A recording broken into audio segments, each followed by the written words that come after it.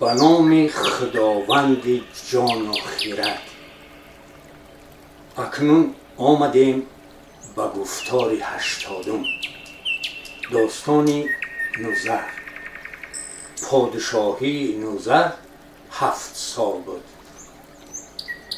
چو سوگی پدر شاه نوذر بداشت، ز کیهان کلاهی کیی برفراشت.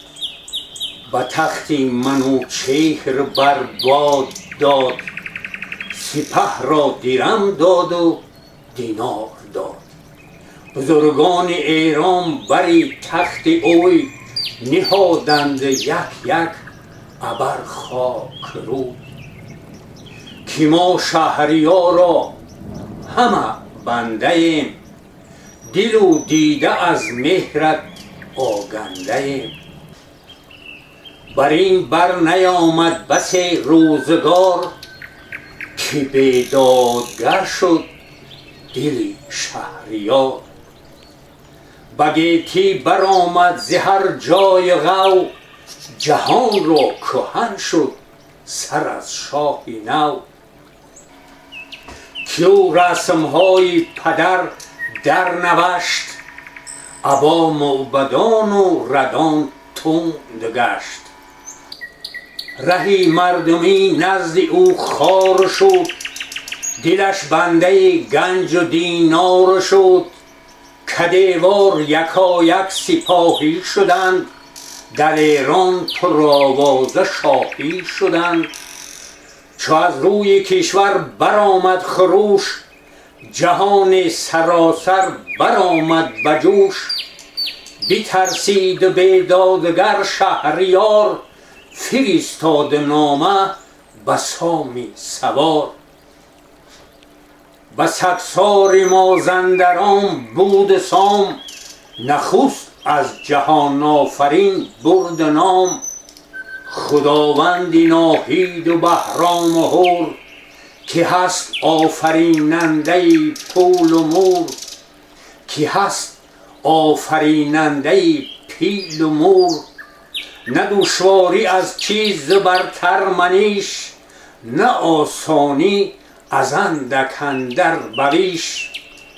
همه با توانایی او یکیست، بزرگ است بسیار و یا اندک است.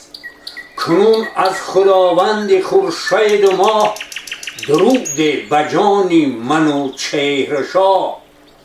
کزو گشت رخشنده فرخ کلاه، هم از وی به من این چنین پیشگاه. ابر سام یل باد چندان درود، که آرد همه ابر باران فرود. مرا پهلوانی جهان دیده را، سرافراز گردی پسندیده را. همیشه دل و هوش آباد باد، روانش ز هر درد آزاد باد. شناسد مگر پهلوان جهان، سخنها همه آشکار و نهان.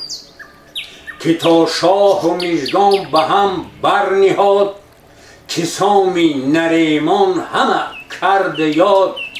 همه در مرا پشت گرمی بدوست، که هم پهلوان است و هم شاه دوست. نگهبان کشور به هنگام شاه، وزو گشت رخشنده تخت و کلاه. کنون پادشاهی پرآشوب گشت، سخنها از اندازه اندر گذشت.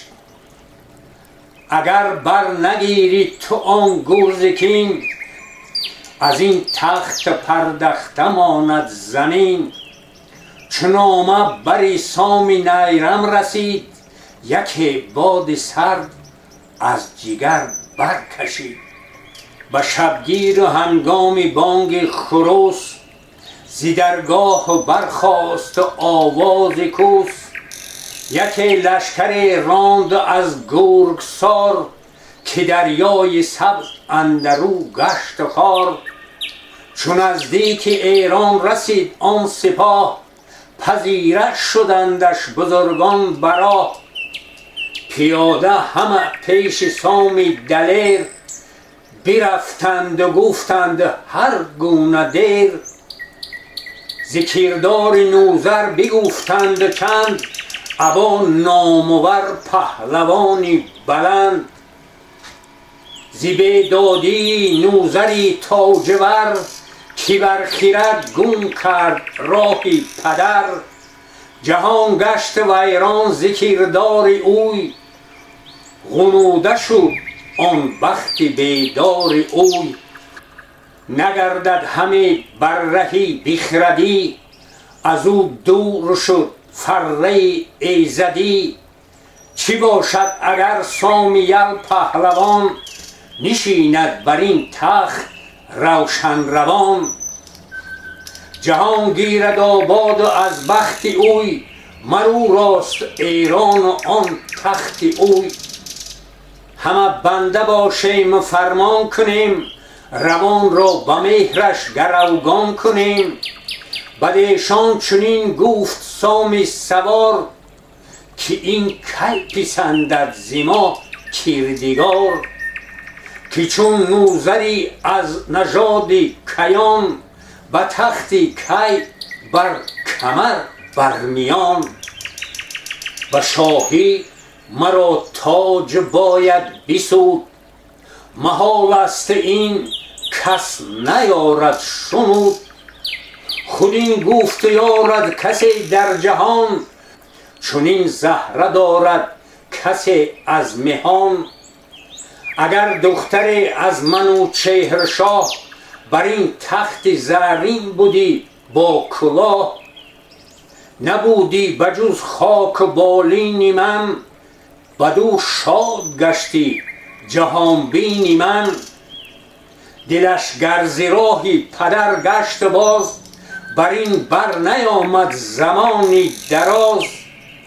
هنوز آهنی نیست زنگار خورد، که رخشنده دشوار شایدش کرد. من آن ایزدی فره باز آورم، جهان را به مهرش نیاز آورم. که خاکی منوچهر گاهی من است، پی اسب نوذر کلاهی من است. بگوییم بسیار و پندش دهیم، به پند اختری سودمندش دهیم. شما زین گذشته پشیمان شوید، به نوی دیگر باز پیمان شوید. گر آمرزش از کردگار سپهر، نیابید از نوذری شاه مهر. بدین گیتی اندر بود خشم شاه، به برگشتن آتش بود جایگاه. بزرگان ز گفته پشیمان شدند، به نوی دیگر باز پیمان شدند.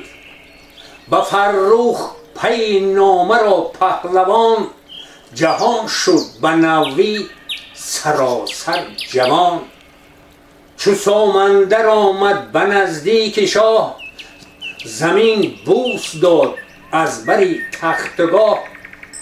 سبک نوذر از تخت آمد فراز، سپهبد در آغوش بگرفته باز.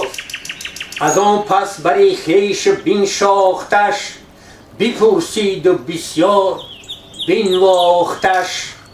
به درگه یکی بزمگه ساختند، یکی هفته بارود و می باختند. به پوزش همه پیش نوذر شدند، سراسر به آیین کهتر شدند.